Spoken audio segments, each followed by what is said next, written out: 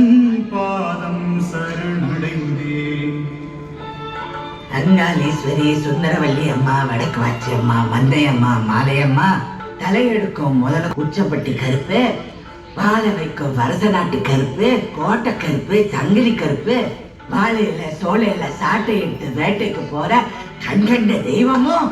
அந்த பட்டவரும் 21 ராசாக்களும் மருத மீனாட்சி ஆத்தாலும்